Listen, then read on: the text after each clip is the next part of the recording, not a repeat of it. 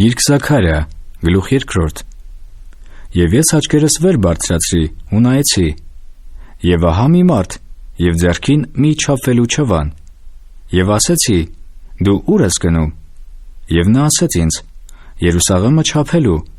որ տեսնեմ, թե որքան է լայնությունը եւ որքան երկայնությունը։ Եվ ահա այն ինձ հետ խոսող հրեշտակը դուրս եկավ, եւ մի ուրիշ հրեշտակ դուրս եկավ նրա դիմացը, եւ ասեց նրան.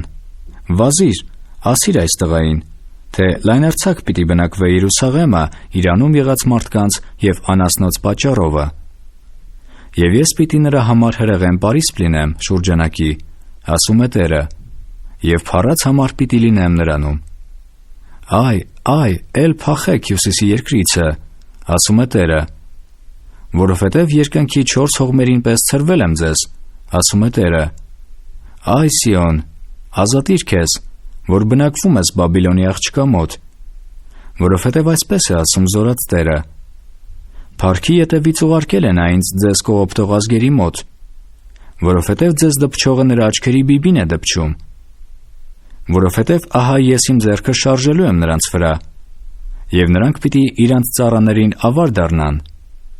եւ կգիտենաք, որ զորած Տերն է ինձ ուղարկել։ Ցնծա եւ ուրախացիր, ով Սիոնի աղջիկ,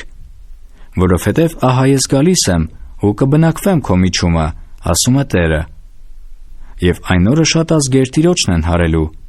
եւ ինձ ժողովուրդ են լինելու։ Եվ ես քո միջումն եմ բնակվելու,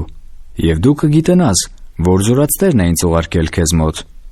Եվ Տերը պիտի ժառանգե իր ժառանգությունը Հուդան, Սուրբ երկրի վրա, եւ էլի պիտի հավանե Երուսաղեմին։